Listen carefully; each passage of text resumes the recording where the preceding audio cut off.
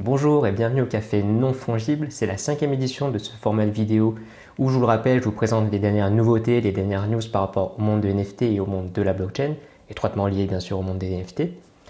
Et dans ce format-là, donc je vous donne rendez-vous en fait tous les lundis matins à 8h précisément, où je vais justement vous présenter les nouveautés de la semaine et le faire un petit peu en format plus live pour par la suite vous présenter aussi ces news, ces nouveautés de manière un petit peu plus régulière et sous format live quand j'aurai un setup plus adapté pour ça, donc du coup une installation plus adaptée et une meilleure connexion et surtout plus de temps à consacrer pour ce type de contenu quand j'aurai un peu plus donc d'expérience, un petit peu plus d'application. Parenthèse fermée, je vais vous présenter le menu d'aujourd'hui, je vais vous présenter ce qu'on va voir, les dernières nouveautés qu'on va voir dans ce format, dans cette 5e édition du Café Non Fongible. Et pour commencer, on va d'abord parler de Axie Infinity. Axie Infinity qui a banni plus de 18 500 Axies, dont les Axies qui sont les créatures sous forme de NFT qui permettent de jouer à Axie Infinity. On va rentrer plus en détail juste après sur Axie Infinity, je vais vous représenter rapidement ce que c'est. J'ai fait une vidéo sur le gaming NFT si jamais ça vous intéresse pour avoir un peu plus de précision sur ce modèle donc de play to earn et un peu plus de connaissances et un petit peu plus donc d'informations sur Axie Infinity. Je l'affiche ici si ça vous intéresse. Pour la suite du menu, on va aussi parler de Vogue, Vogue Singapour plus précisément, qui a lancé donc des couvertures de magazines sous forme de NFT. Et par la suite, en troisième et dernier point, on va voir la plus grosse vente de terrain, donc de land de Decentraland. Pareil, Decentraland, j'en ai parlé dans une autre vidéo plus en détail, focalisé exclusivement sur ce métaverse qui s'affiche ici, si ça vous intéresse, comme d'habitude. Et donc, on va voir qu'il y a eu la plus grosse vente récemment et qui est plutôt intéressante à étudier parce qu'on va aussi faire un parallèle avec le métaverse Meta de Facebook dans cette édition du Café Non Fongible. Donc voilà pour le menu d'aujourd'hui, pour les dernières nouveautés aussi par rapport au projet Avatar. Je passe le jingle et je vous retrouve juste après en prenant bien sûr le petit café avec vous. Et je vais vous parler de tout ça plus en détail juste après. A tout de suite.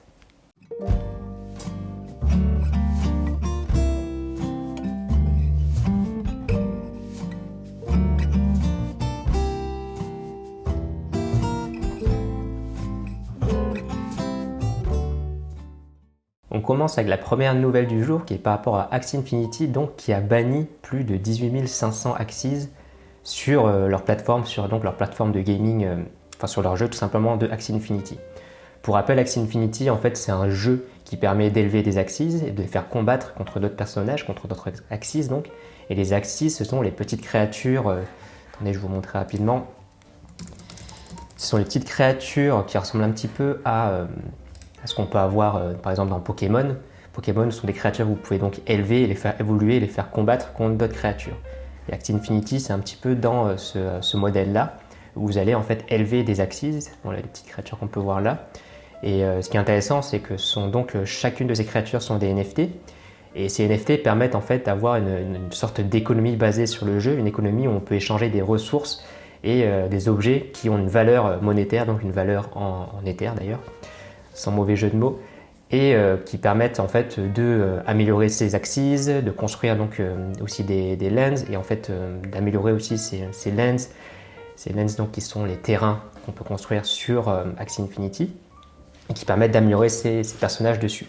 Et donc les lands ce sont des NFT qui peuvent avoir une valeur aussi sur un marché de NFT, un marché donc un marché sur les Axie Infinity qui vend donc des lands du jeu, mais aussi des créatures du jeu, mais aussi des objets du jeu. Donc il y a plusieurs NFT en rapport au jeu Axie Infinity. Et là, Axie Infinity donc on retourne sur la news, et dans ce tweet, on peut voir qu'ils ont banni plus de 18 500 Axies du jeu parce qu'il y a eu en fait des abus sur le jeu pour justement profiter de cette économie et faire en sorte de faire du multiple account, c'est de jouer plusieurs comptes en même temps pour en fait optimiser au maximum ses gains et en fait un petit peu faire ce qu'on appelle du farming. Le farming, c'est de faire en sorte de jouer au jeu et de collecter un maximum de ressources, de faire un maximum de combats dans le cas d'Axie Infinity pour collecter donc un maximum ça s'appelle des SLP, ce sont des Small Love Potions pour le jeu. Il me semble que ça n'a pas changé depuis le temps. Et en fait, c'est une ressource qu'on peut échanger sur le jeu sous forme de NFT, donc sous forme de... donc il y a une valeur monétaire. Et c'est SLP, enfin c'est pas des NFT il me semble, c'est plus une sorte de crypto-monnaie en fait, une crypto-monnaie qui évolue dans un cours. D'ailleurs on peut vérifier en même temps si vous voulez, les SLP, Small Love Potion donc. Voilà, là c'est en mode image. Et voilà, non c'est Smooth Love Potion, Smooth Love Potion. Et ça en fait ce sont, bon d'ailleurs ça a perdu un peu de valeur, peut-être d'ailleurs par rapport à la news, on va vérifier ça, la news qui a eu lieu le 27 novembre, et là on a eu une grosse descente de la valeur à partir du 27 novembre du Smooth Love Potion. Et cette news elle date du 22. Donc du 22, non même du 11, non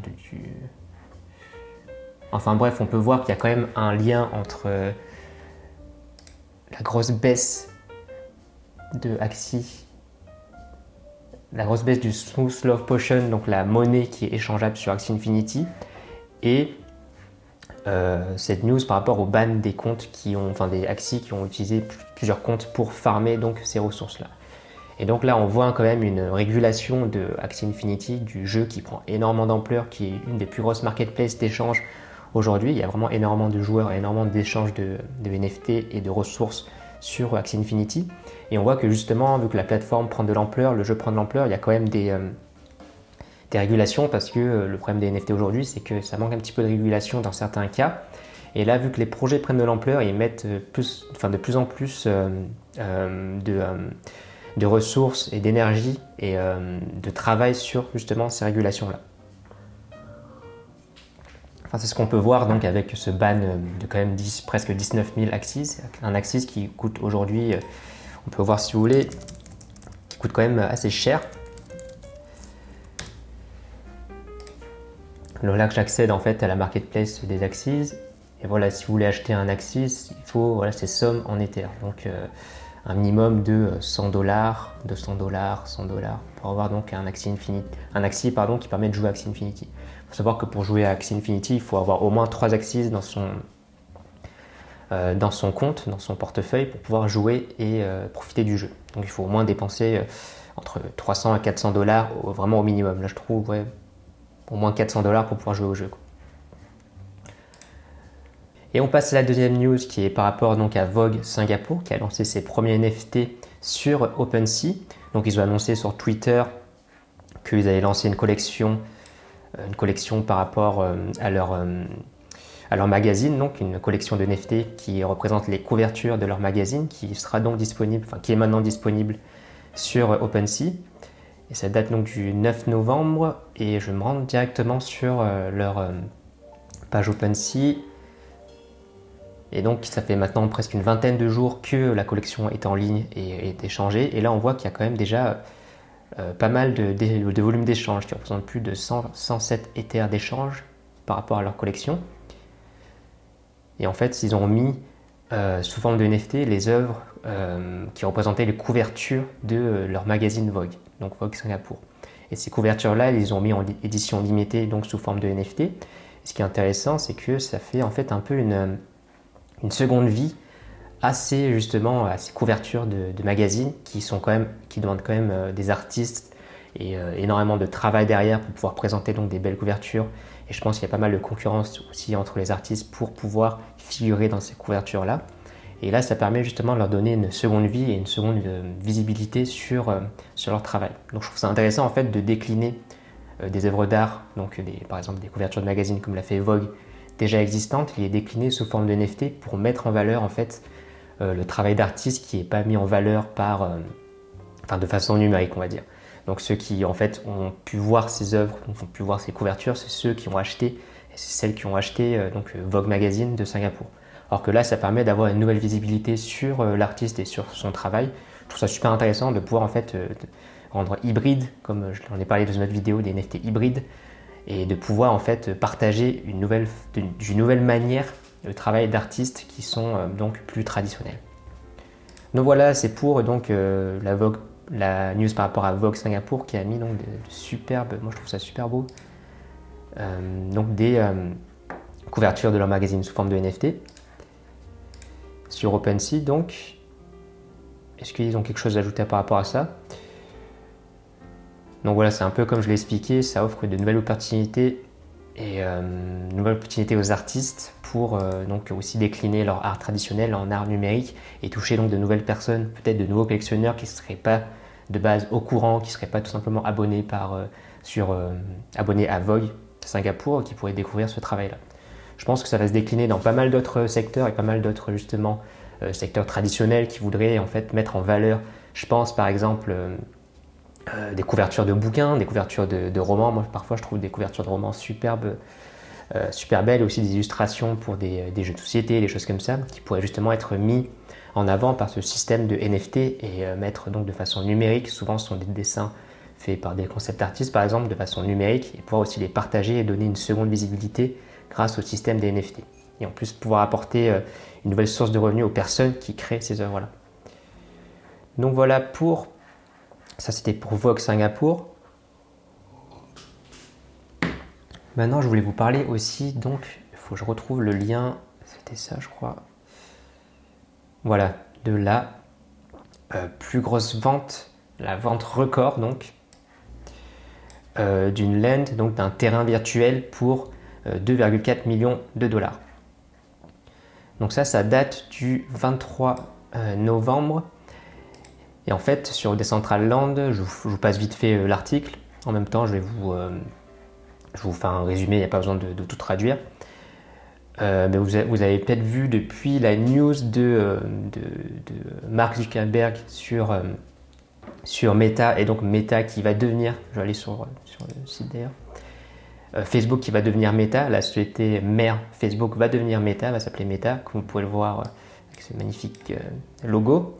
Et en fait, Facebook et Mark Zuckerberg a expliqué qu'ils allaient s'intéresser au métaverse et qu'ils allaient en fait intégrer leur propre métaverse sous Facebook. Leur propre métaverse qui permettrait en fait d'échanger de manière plus virtuelle sur le métaverse de Facebook. Donc Facebook aujourd'hui qui est un réseau social avec énormément de personnes.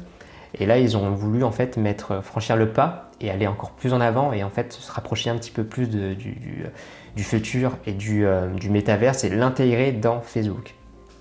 En fait, dans Facebook, on pourra travailler sur Facebook dans le métaverse, on pourra échanger avec d'autres personnes dans le métaverse, etc. Enfin là, je vous le mettrai en lien si vous voulez sur la description de la vidéo, dans la description de la vidéo. Et en fait, dans ces vidéos-là, c'est une conférence que Mark Zuckerberg a fait et elle dure environ 1 heure qu'on peut le voir, et il a expliqué comment allait justement se dérouler l'intégration de ce métaverse et à quoi est-ce qu'on pouvait s'attendre dans ce métaverse là. Je ne vais pas rentrer dans les détails de ce que c'est techniquement, etc. Je vous laisse voir la vidéo si ça vous intéresse, mais je voulais faire un parallèle avec donc l'annonce de Mark Zuckerberg qui date de laissez-moi voir. Bon, là, c'est pas indiqué, mais de mémoire qui date donc du début du mois de novembre. Et là, on peut en faire un parallèle donc avec la plus grosse vente de ce Decentraland qui date il y a 1 semaine pratiquement. Et je voulais vous montrer en fait donc le cours de Decentraland à ce moment-là.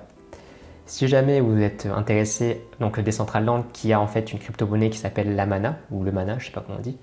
Et le Mana, en fait, ça permet d'acheter des lands sur Decentraland, ça permet d'acheter des NFT sur Decentraland, donc ça peut être des collectibles comme des vêtements virtuels, une paire de lunettes virtuelles, une gourde virtuelle, enfin plein de choses comme ça, qui sont disponibles sur Decentraland.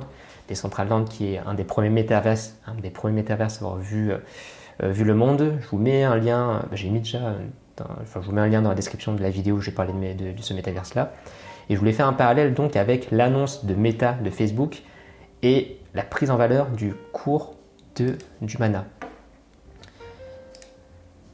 Voilà, là on peut voir, donc ça, on a la date, c'était il y a 1 mois. Et dès que Meta a commencé à faire parler de soi, donc Facebook, on peut voir que là il y a une explosion du cours. Donc en fait, Decentraland, comme je vous l'ai dit, qui est un petit peu le pionnier dans les métaverses, enfin un des pionniers. Il y a aussi d'autres métaverses comme CryptoVoxels Et Sandbox, d'ailleurs, Sandbox qui commence à prendre de l'ampleur, je vais en parler, je pense, dans une autre vidéo, parce que c'est intéressant d'étudier ce métaverse. Et donc Decentraland, qui est un des pionniers de ce monde-là, qui a pris énormément d'ampleur et de popularité avec la prise de valeur du mana, mais aussi la vente de plus de 2,4 millions de dollars. Donc les personnes commencent à s'intéresser de plus en plus au métaverse, depuis l'annonce un petit peu populaire de Facebook et de Meta, où en fait les métaverses deviennent de moins en moins un petit peu geeks, deviennent de moins en moins techniques, ils sont de plus en plus vulgarisés par l'introduction du métaverse de Facebook. C'est plus quelque chose qu'on se dit, vas-y, ça va être dans le futur, on va jamais voir ça pour tout le monde. Là, avec Facebook et son annonce sur Meta, on commence quand même à se rapprocher de ce monde-là et à se rapprocher des métaverses un petit peu plus publics, un petit peu plus accessibles à tout le monde. Voilà, je voulais faire en fait un rapprochement entre la news de Meta et de la vente de Decentraland, qui illustre bien quand même cette prise de conscience par rapport au monde, au métaverse, au NFT donc aussi, parce que le métaverse c'est quand même très proche des NFT, parce que dans les métaverses on va s'échanger quoi? On va s'échanger des biens numériques qui seront donc des NFT. Donc je pense qu'on est vraiment encore qu'au début de ce que le monde des NFT peut nous offrir et ce que peut offrir au monde donc ce monde des NFT et aussi des métaverses. Et donc c'est intéressant de garder un petit peu un œil sur aussi je le dis souvent dans les cafés non fongibles, mais je trouve que c'est un bon indicateur de l'évolution du marché des NFT, avec donc les grosses sociétés comme Facebook qui s'y intéressent, et comme on l'a vu avec Visa dans une autre vidéo, comme on l'a vu donc avec Vogue, comme on l'a vu avec d'autres banques et d'autres sociétés qui s'y intéressent, sociétés plus traditionnelles qui s'intéressent au monde des NFT.